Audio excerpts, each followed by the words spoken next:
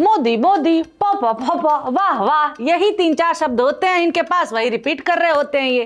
देख लो खुदे। प्रधानमंत्री नरेंद्र मोदी की तस्वीरें, अद्भुत तस्वीरें, अद्भुत दृश्य, बेहद अद्भुत अलौकिक दृश्य है ये। अद्भुत, अकल्पनीय, शानदार तस्वीरें, मतलब शानदार, सबसे शक्तिशाली तस्वीर, खूबसूरत तस्वीरें, दिव्य भव्य तस्वीरें। दलाल आजकल लाइमलाइट में है, मेरा मतलब दलाल शब्द। हाँ, वॉर रुकवा दी पॉप, वॉर रुकवा दी पॉपा वाले वॉर रुकवाने को दलाली कह रहे हैं। अगर आप मेरे से पूछें कि वॉर रुकवा दी, माई आंसर इज यस। कैसे रुकवाई, मैं खुद विटनेस हूँ, मैं साक्षी हूँ। तो हम क्या माने कि तुम उनको तब दलाल बोल रहे थे जब वो वॉर रुकवा रहे थे? हैं, बड़ा घचर पचर कर दिए हैं सब। अगर प्रधानमंत्री नरेंद्र मोदी ने इंटरवीन नहीं किया होता, पुतिन को नहीं समझाया होता, तो फिर न्यूक्लियर वेपन का इस्तेमाल हो गया था रशिया और यूक्रेन के युद्ध में। मगर मैं गोदी मीडिया की आज तारीफ करना चाहती हूँ। हाँ जी, सही में एक खासियत तो है इनमें, सांप्रदायिक भेदभाव बिल्कुल भी नहीं है। चौंकिए मत, पूरा तो सुनिए। जिस तरह से हिंदू एंकर एंकरानी और मुसलमान एंकर एंकरानी एक साथ मिल करके मालिकान का चरण वंदन करते हैं ना, वो तो काबिले तारीफ है। काश यही एकता ये आम हिंदू मुसलमानों में भी बने रहने देते, मगर नहीं रहने देंगे। क्यों? पॉपा के लिए तो ऑब्वियसली, बाकी टीआरपी के लिए। तो चलिए शुरू करते हैं टीआर फोबिया का नया एपिसोड, क्योंकि भैया डर का माहौल है।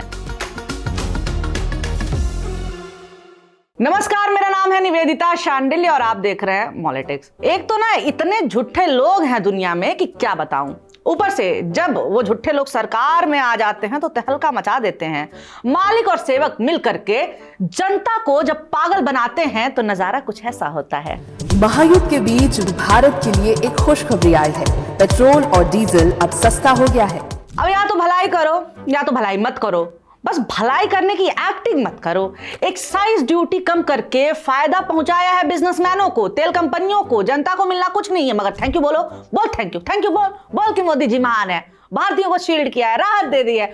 झुनझुना पकड़ा दिया गया है और इसी झुनझुने पे ताता थैया कर रहे हैं ये। ब्रेकिंग फर्स्ट आप तक पहुंचा दे। एक्साइज ड्यूटी घटाने पर बोले धर्मेंद्र प्रधान, गरीब और मध्यम वर्ग पर बोझ नहीं। पेट्रोल और डीजल की कीमतों पर बढ़ने से रोकने के लिए सरकार की तरफ से ये कदम उठाए गए हैं। खैर वो सब छोड़िए, एक पर्सनल बात बताती हूँ आपको। आजकल हम गोरखपुरिया त्रिपाठी लोग ना बहुत दुखी हैं, डिस्प्रेशन में चले गए हैं। क्यों? क्योंकि हम बदनाम हो गए हैं। मीडिया में गोरखपुरिया त्रिपाठी ने ऐसा कहर जो बरपा रखा है। मैं आपको बताऊं, चूंकि मैं गोरखपुर जैसे शहर से आती हूँ। भाई हम सारे लोग ऐसे नहीं होते हैं, ठीक है? उग्र, इल इन्फॉर्म्ड और गोदी में बैठे हुए। डेली अपने ये तीनों अवगुण ये टीवी पे दिखाती रहती हैं। ताजा एग्जाम्पल देखिए। अजय उपाध्याय का आवाज डाउन कीजिए, बोलिए सवाल। आपको रहना है तो रहिए, आप जा सकते हैं, बिल्कुल जाइए, तालियां बजाइए। ये जा रहे हैं, हमारा डिबेट कम से कम अच्छे तरीके से चल पाएगा। Thank you so much. उग्रता देख ली, चाटुकारिता भी दिख गई। अब ये इल इन्फॉर्म्ड कैसे हैं हम बताएंगे आपको। देख रहे हैं और करिए ड्रामा। चित्रा के अनुसार कोरोना की वैक्सीन से भाजपा का कोई लेना देना नहीं है। और वैक्सीन बीजेपी के ऑफिस से नहीं बनी थी, बीजेपी दफ्तर में नहीं बना था। वैक्सीन हमारे देश के वैज्ञानिकों ने तैयार किया था। अब देखो, बात तो बड़ी इमोशनल कही है, मगर इमोशनल ये फैक्चुअल नहीं है। आप भूल गई होंगी, मैं बता देती हूँ कि ये रिश्ता क्या कहलाता है बीजेपी और वैक्सीन का। ये रिश्ता 56 और 52 का है।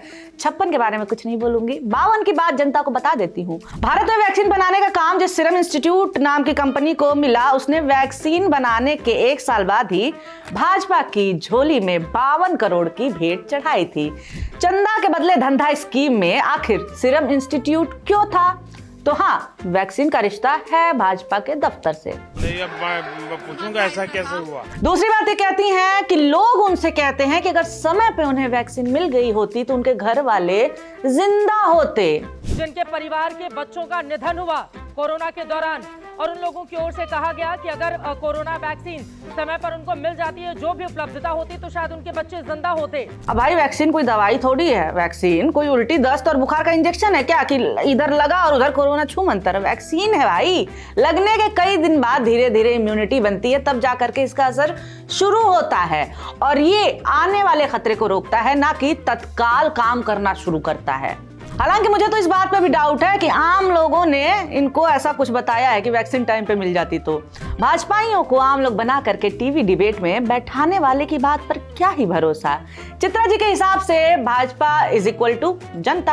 आतंक मचा दिया है सबके सामने मिलके। इनके बिरादरी वाले तो ना आप सुन रहे हैं ना बोलने दे रहे हैं। इनका बस चले तो लोगों के मुंह पे टेप चिपका दें। जरा देखिए तो कैसे आका का नाम आने पर ये ऐसा उछला जैसे गरम तेल में जीरा उछलता है। उत्तर प्रदेश के मुख्यमंत्री पर भी आपराधिक मुकदमे थे, आपने हटा लिए। कल सरकार बदलेगी, वापस हो जाएंगे। अतीक अहमद पे जो चार्जशीट है, अतीक अहमद पे भाई डिबेट में आए एक आदमी ने फैक्चुअल बात थोड़ी सी बोल दी कि भाई आरोप दंगे वंगे के तो किसी और पे भी लग चुके हैं, योगी जी पे भी। उसके बाद से देखो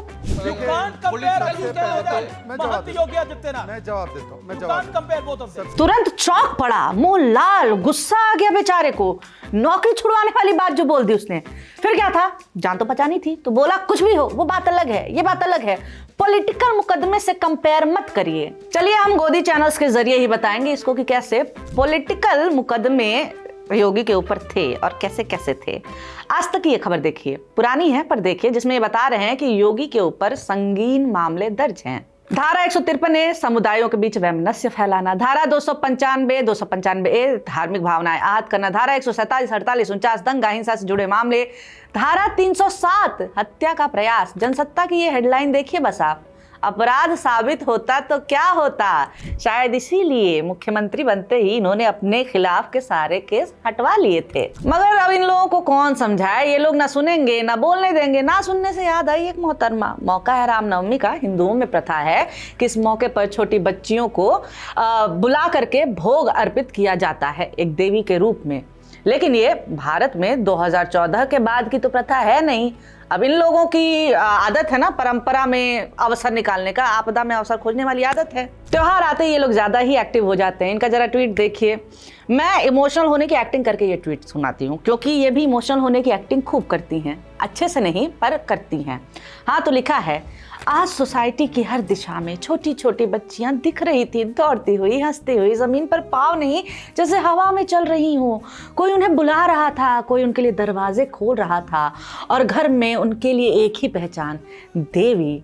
अष्टमी के दिन इतनी सारी देवियां एक साथ, ये सिर्फ भारत में ही हो सकता है। बताइए आप दुनिया के किस देश में इतनी छोटी उम्र में लड़कियों को इस तरह से देवी माना जाता है। उनके पैर धोए जाते हैं, उन्हें घर बुलाया जाता है, उन्हें प्यार से खिलाया जाता है।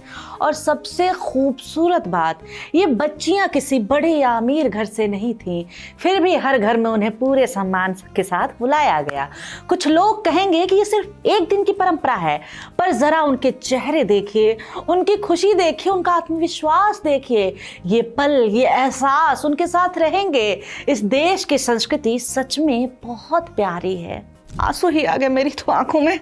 मीठे मीठे बोल के चक्कर में ना आइए क्या, और इनकी बातों को जरा ध्यान से देखिए। जैसे चाशनी में जहर मिला दो, वैसे ही प्रेम में दंभ मिला करके, प्रोपेगेंडा मिला करके बोल रही है, विश्व गुरु वाला दंभ। इनकी ये लाइन जो थी कि ये सिर्फ भारत में ही हो सकता है, नप, कई जगहों पर होता है, कई जगहों पर। बच्चियों को लेकर कई देशों में अलग अलग फेस्टिवल मनाए जाते हैं, भारत उनमें से भी एक देश है। जापान में हिना मत्सुरी नाम का एक त्योहार छोटी बच्चियों के सुख समृद्धि के लिए मनाया जाता है।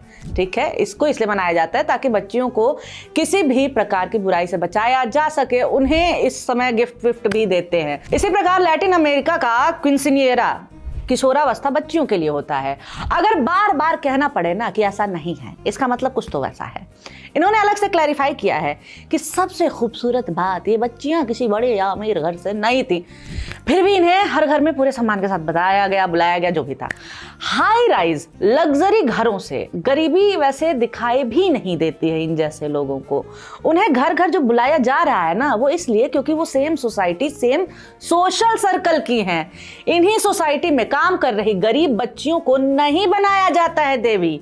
ऐसा क्यों है जब अमीरी गरीबी ऐसा कुछ है ही नहीं? तो कैसे प्यार प्यार में रूबिका अपराध को भ्रम बता करके लड़कियों के लिए एक सुरक्षित देश का भ्रम बना रही हैं, ये भी देखिए। कुछ लोग कहेंगे ये सिर्फ एक दिन की परंपरा है, पर जरा उनके चेहरे देखिए। कुछ लोग कहेंगे हैं? देवी वाले देश में हर 15 मिनट में एक बलात्कार होता है, हैं? कुछ तो लोग कहेंगे वाला मामला बनाते हुए हया का एक भी अंश आपको इनके अंदर दिखाई दे रहा है। जिस देश में डेली कम से कम 85 से ज्यादा रेप केस आते हैं, वहां देवी और संस्कृति वाला झुंझुना पकड़ा रही हैं आप, हैं? क्यों? मंशा क्या है? क्या लगता है आपको, क्या मंशा इनकी? कमेंट करके बताइए। वीडियो अंत तक देखा, अच्छा लगा लाइक कर दीजिए। ऐसे वीडियो सामने आते रहे, इसके लिए सब्सक्राइब करना नहीं भूलना है। वीडियो देखने के लिए बहुत शुक्रिया, बहुत धन्यवाद।